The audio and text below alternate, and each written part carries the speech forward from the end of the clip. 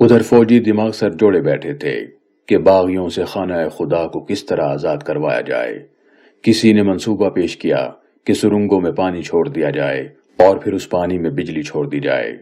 دلچسپ بات یہ ہے کہ پاکستان میں بہت سے لوگ یہ سمجھتے ہیں کہ اس منصوبے پر عمل ہوا تھا اور اسی طریقے سے باغیوں پر قابو پایا گیا تھا، لیکن حقیقت یہ ہے کہ یہ منصوبہ رد کر دیا گیا تھا، کیونکہ ایک تو مکہ مکرمہ میں پانی ہی اتنا نہ تھا کہ دنیا کی سب سے بڑی مسجد کو بھرا جا سکے۔ دوسرے، اس میں یرغمالیوں کی بڑے پیمانے پر ہلاکتوں کا اندیشہ تھا۔ جب سعودی حکام عاجز آ گئے تو انہوں نے فیصلہ کیا کہ بیرونی مدد حاصل کی جائے۔ اس وقت فرانسیسی سیکرٹ سروس کے سربراہ کاؤنٹ کلاؤد الیگزینڈر مارنیشے تھے۔ فرانسیسی حکومت کے ذریعے ان سے رابطہ کیا گیا تو انہوں نے تجویز پیش کی کہ کعبے کے اندر گیس چھوڑ دی جائے جس سے باغی بے ہوش ہو جائیں۔ اس مقصد کی خاطر فرانسیسی خفیہ ادارے GIGN کے 3 کمانڈوز کو ہنگامی بنیادوں پر سعودی عرب روانہ کیا گیا، لیکن یہاں ایک مسئلہ درپیش تھا کہ سعودی قانون کی روح سے حجاز کی حدود میں کوئی غیر مسلم داخل نہیں ہو سکتا تھا۔ چنانچہ پہلے ان تینوں کو عارضی طور پر کلمہ پڑھوایا گیا اور پھر مکہ پہنچا دیا گیا۔ انہوں نے اپنا کام فوراً شروع کر دیا، لیکن مسئلہ یہ تھا کہ مسجد اتنی بڑی تھی اور اس کے بہت سے حصے کھلے تھے، اس لیے گیس کا خاطر خواہ اثر نہ ہوا۔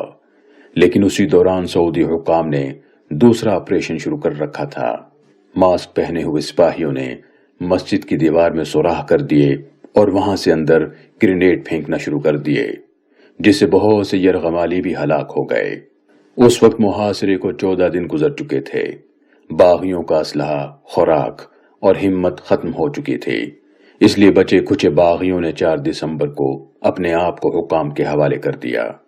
ان میں جہیمان بھی شامل تھا، جس کی ابتر حالت اس کی تصاویر میں دیکھی جا سکتی ہے۔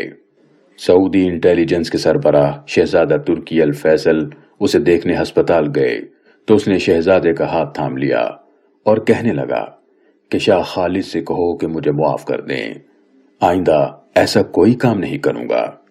اس واقعے میں کتنی ہلاکتیں ہوئیں یہ تعداد متنازع ہے۔ حکومت کا کہنا ہے کہ اس کے 127 اہلکار مارے گئے جبکہ 1 درجن نمازی، تاہم غیر سرکاری تعداد 4000 کے قریب بتائی جاتی ہے۔ پاکستان میں اس خبر پر دہشت، سکتے، غم اور غصے کا ملا جلا رد عمل دیکھنے میں آیا۔ کعبۃ اللہ میں خون خرابہ اور اس پر باغیوں کے قبضے کی خبر انہیں کسی طریقے سے ہضم نہیں ہو رہی تھی۔ اس کے بعد وقتاً فوقتاً ایسی اطلاعات بھی آتی رہیں کہ پاکستانی کمانڈوز نے آپریشن میں حصہ لیا تھا، جن میں پرویز مشرف بھی شامل تھے۔ سن 2016 میں ایک نجی چینل کے اینکر جاوید چودھری کے پروگرام میں پاکستانی سیاستدان خورشید محمود قصوری نے بھی اسی قسم کا دعویٰ کیا، لیکن اسی پروگرام میں بریگیڈیئر جاوید حسین نے فون کر کے کہا کہ یہ بات بالکل غلط ہے، کسی پاکستانی کمانڈو نے اس آپریشن میں حصہ نہیں لیا۔